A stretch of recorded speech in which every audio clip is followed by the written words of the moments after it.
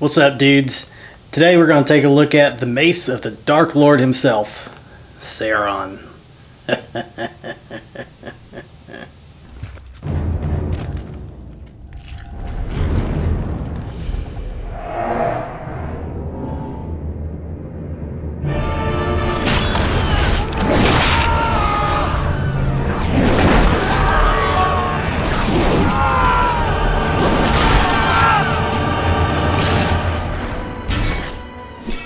Sauron was a bad motherfucker.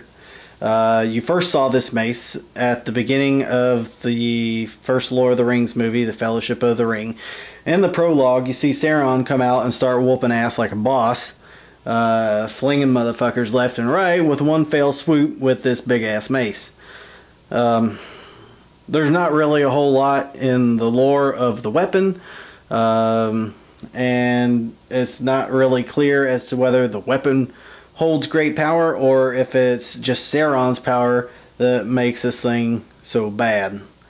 And it really doesn't matter because you still get to see Sauron come out and whoop some ass with it, and it's just a beautiful mace. So I finally have the weapon I have been waiting for since I first laid eyes on the Lord of the Rings movies. Sauron's mace. Fuck yeah. So this is not going to be real world applicable. This guy is not made of stainless steel or anything like that. Because let's face it, if you tried to lift the damn thing and it was stainless steel, you'd slip a disc. That bitch would be heavy, and yeah, the shipping cost would be something redunculous. But it is made of reinforced fiberglass, which probably means that there's a steel rod or something running through this mace, which will give it a little bit of strength. I'm not really big into the poly resin pieces, or as some people might like to call them, plastic. The only problem that comes with a poly resin weapon is that poly resin can be fairly temperamental, and temperamental as in temperature can really screw with it. This mace, it took 3 attempts for me to get one of these in before I got one that wasn't cracked. They crack, where mine wind up being seemed to be along, well, pretty much damn near the down the whole damn thing. At each one of these little notches, you could find cracks here, here, here, and then running it on up into the crown of the mace. And the first 2 that I got, they both had cracks. The first one I got actually had a crack running here up the mace all the way to the crown. The second one had cracks here, here, here. I was a little disappointed, not gonna lie. Actually very disappointed, because I have been looking forward to this for so long. But you know, I wound up making the purchase through Bud K. Bud K fixed me up. You know, they were prompt about getting me a new one, and especially after the second one that I got that was cracked, hit me up with overnight delivery for the next one. So thank you, Bud K. It worked out great. You really have to look it over for cracks, just any way that you get it, especially if you order it at a time where the weather's fluctuating real bad. Whenever I had ordered this, the weather was god awful. It was snowing. Well, not here in Texas, but it was snowing over around Georgia and all that, where it got shipped out from. And you know, the poly resin does not handle temperature all that well. With it being hot, cold, you know, depending on what it was being transported in, makes it really easy for these to crack. So just be really aware of that factor when ordering these. and take a good close look all around, because the cracks are going to be hard to see, but there are cracks there nonetheless. So be sure to be vigilant looking for your cracks and make sure that you get what you paid for. And once you do find one, once you do get one that isn't cracked, hopefully on the first go around, you will be very happy with what you've got. Another thing about the poly resin is that the tines on the mace head are going to be very easily damaged. They really don't have much play to them. I mean, there is a little bit. They'll flex some. But, you know, if you do something stupid like hit something with this, one, you're an idiot. Fool of a took.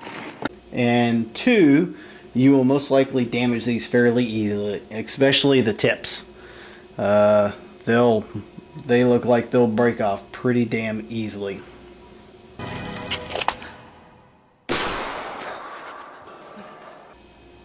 Now, some of the extra detail that United Cutlery put into this guy is the intaglio etching. Came out beautiful. Like I said, they did a really top-notch job with this mace. The intaglio that's on there also matches the Sauron's helm and the gauntlet. It all matches. It all came out really good. The paint job on this, I mean, you can't really see the brush strokes. I mean, maybe a little bit, but not too bad. Not enough to where it's going to detract from the beauty of this piece. Once again, it came out really nice. It's kind of hard to fault anything in here, even though it's fiberglass. Like I said, I'm not a fan of fiberglass, but or poly resin or plastic, or like I said, whatever the hell you want to call it. Just a few more looks. Oh boy. And of course, if this was stainless steel, there's no way I'd be lifting this so easily. My arms are already getting tired from holding it for so damn long. But if this thing was steel, yeah buddy, you'd see this thing sitting on the floor. So in my reviews, I don't normally do anything on the mounting bases or the placards, but this one was in a fairly convenient spot, so what the hell. With this placard, it even comes with a ring of power to go along with your Sauron's mace. These are probably just leftover rings from the Sauron's gauntlets. So, you know, they're not like high quality made or anything like that. So if you think they ought to be, you know, pretty awesome and, you know, made out of some nice material, whatever, you're going to be disappointed, and you probably got the mace for the wrong reason. They do have the inscription on them, but you've got to have some pretty massive fingers for this thing to fit. I mean, these things are these things are huge, but it is a nice little addition to go with the placard. Once the mace is on there, you're really not going to be able to see it, but you know, it's a thought that counts. So if you might not be able to see it in the camera all that well, but this placard, it's got intaglio finishing on these little arms coming off and on the back, similar to what's on the mace and the gauntlet and the helmet. Unlike the rest of it, this has kind of a copperish look to it. So it stands out a little bit from the rest of the placard. The placard matches the mace very well. Rather than being made out of poly resin, this is made out of polystone. So it is quite a bit heavier than one would think, and it's a lot sturdier as well. Up here toward the top, You have this little emblem. It has the Mace of Sauron, Lord of the Rings, and then it has your serial number for your mace. And then these arms are going to be for your for setting your mace.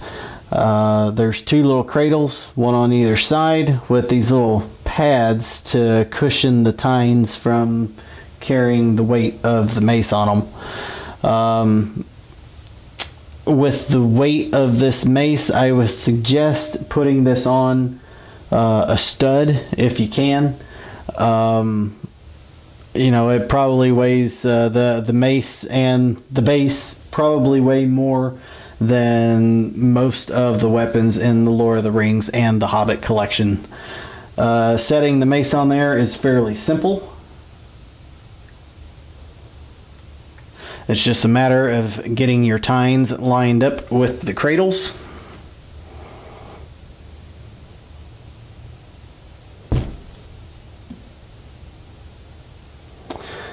And there she is mounted for everyone to enjoy. Unlike the Asgog's mace, where after it sets in the cradle, the handle actually swings back and hits on the wall. The Sauron's mace stays perfectly vertical up and down, so it doesn't lean or anything like that. So it comes out looking really slick on its mounting base. Okay, thanks again for watching. If you have any comments, you know, just leave them below. I'll try and get back with you whenever I can. If you have another weapon that you'd like for me to do a review on, also, you know, leave that for me. I'll try and see what I can do. I have most of the United Cutlery Lord of the Rings collection, so if there's something in there that you want a review on, let me know. I'll try and do it if I got it. If not, I won't. I'm going to try and link some pictures, you know, to kind of show what I have in my collection. And if you see something in there that you like, you know, you'll have a visual to help you figure out what I do and don't have.